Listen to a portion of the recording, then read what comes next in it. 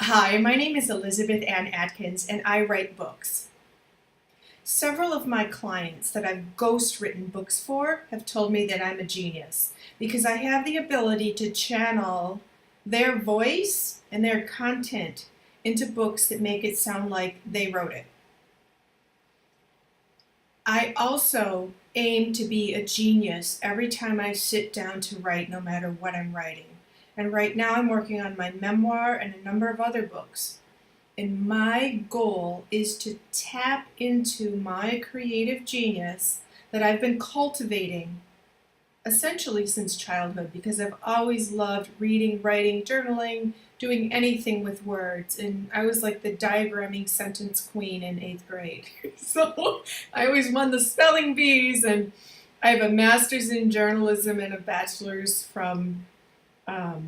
in English literature from the University of Michigan, and my master's is from Columbia University. So I love words, and my goal is to be a genius with words.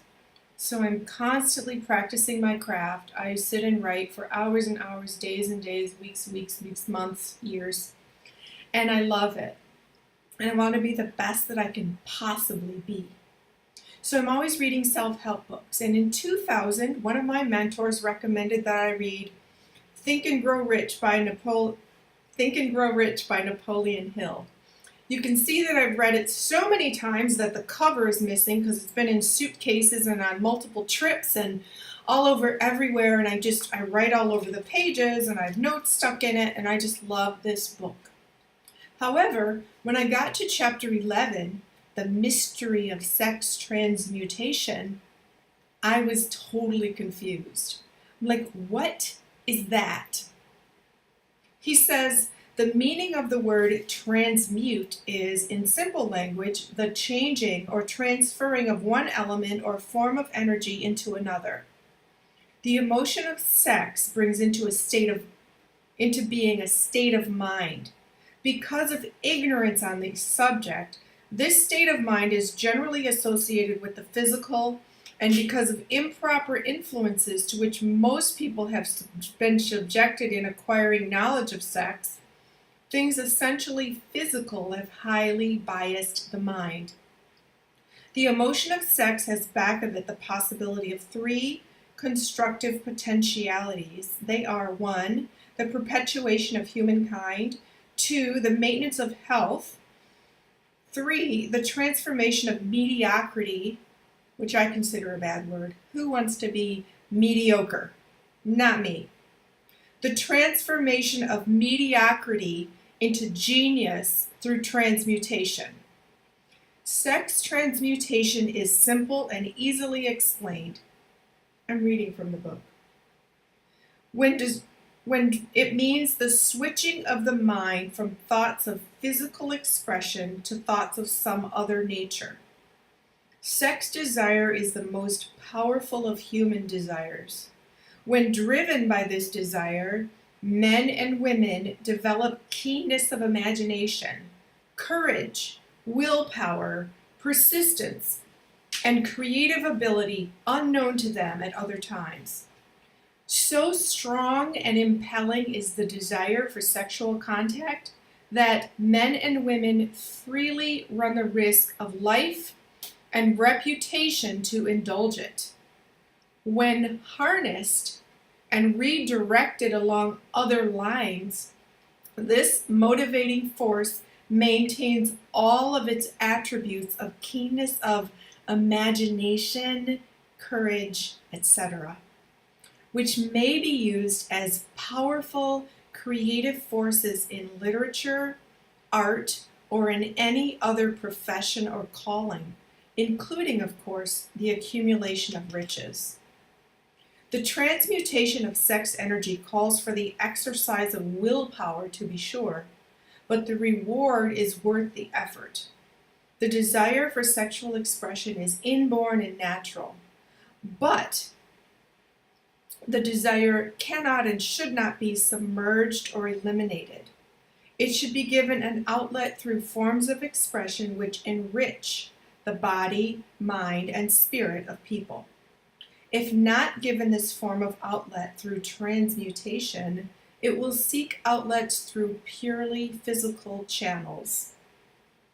A river may be dammed and its water controlled for a time, but eventually it will force an outlet.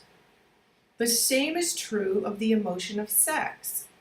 It may be submerged and controlled for a time, but its very nature causes it to be ever-seeking means of expression. If it's not transmuted into some creative effort, it will find a less worthy outlet. So he says a lot more in this chapter, but on the next page, he says, understand this truth, and you will catch the significance of the statement that sex transmutation contains the secret of creative ability. So I still didn't understand this chapter back when I first read this so many times. And he talks about the development of genius through this process of sex transmutation. So I just really, really wanted to understand it. And then finally, it clicked. The thing is, sex energy is so strong. It's what keeps our race going. It's what keeps people populating the planet. But if you just have sex for pure pleasure, that's wonderful, it's great. But you're squandering, you're wasting that energy if you have something creative that you're trying to achieve. So rather than squander it for a period of time, consider channeling that energy in the opposite direction and make it come up into your brain where you can use it to cultivate your creative genius. I'm telling you, the degree of focus and clarity that you will have is just unprecedented, and it's intoxicating. And the fulfillment that you have when you're creating versus just having a good time is just incomparable. I'm not saying give up sex. I'm not saying never have fun. I'm saying that just consider a short-term sacrifice for the sake of a long-term achievement. So on my wall, when this finally clicked, I wrote out, fleeting pleasure, books forever. Do I want to have a few hours of fleeting pleasure, or do I want to invest that time and energy and that sex energy into my books that will last forever? When you look at it like that, there's no question. And so I really learned that lesson when I took a year off from the world to have a spiritual retreat. I meditated, I did yoga, I ate a strictly vegan diet, I prayed, I journaled, and I wrote a trilogy. The irony is it's an erotic trilogy. So I was celibate, but I was writing an erotic trilogy. But it didn't matter that I was writing really sexy stories. The bottom line was I was tapping into my creative genius. It was amazing. I was so prolific, energetic, clear, focused, disciplined. And I could feel that energy that was not being squandered outward, being channeled upward into my brain, into this explosion of ideas and concepts and some revolutionary philosophies about relationships that I share in my book, Husbands Incorporated, which is now published under my pen name, Sasha Maxwell. And I talk about, my feelings about marriage and relationships and women and power. And so my message is Read Think and Grow Rich by Napoleon Hill. The whole book is amazing. But study Chapter 11, The Mystery of Sex Transmutation, and try it. If you can. If you're married, if you have a boyfriend or a girlfriend, I mean, I'm not trying to impose any kind of rules. I'm just saying this works. I do some of my most genius writing when I'm channeling that super strong energy into my brain, as opposed to just releasing it and saying I had a good time, but I have nothing to show for it. I'd rather have books to show for it, and I'd rather express my philosophies about life and love and the world on the pages of books that people can be reading in hundreds, if not thousands of years from now. And so when I'm faced with the question, fleeting pleasure or books forever, I sit down and do my work. I also have the reference point of when I've been in a relationship and it's beautiful, it's wonderful, it's not downplaying the importance of romantic sexual relationships with someone you love. I'm saying that there have been times when I've been in relationships where I was so consumed by the fun and the joy and the excitement, the adventure, that I didn't write because my focus, all my energy was poured into that. Or when I did sit down to write, I was so tired or distracted or drained that my brain was fog. And I hated that.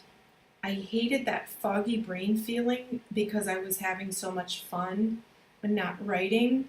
And so it really requires you to have a talk with yourself and decide what's your highest priority.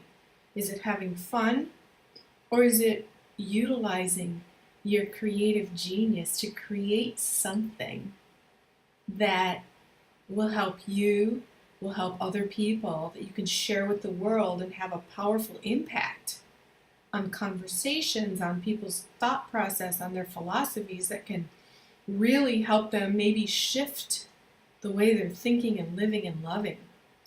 So please consider the power of tapping into your creative genius through the mystery of sex transmutation. Thanks for listening to this. It's a really powerful message, and it can really transform the way you create and contribute. And I know it works for me. It's not forever, but it's one more tool that I use to tap into my creative genius, to write to the highest and most brilliant of my ability. Thanks for watching, and have a great day.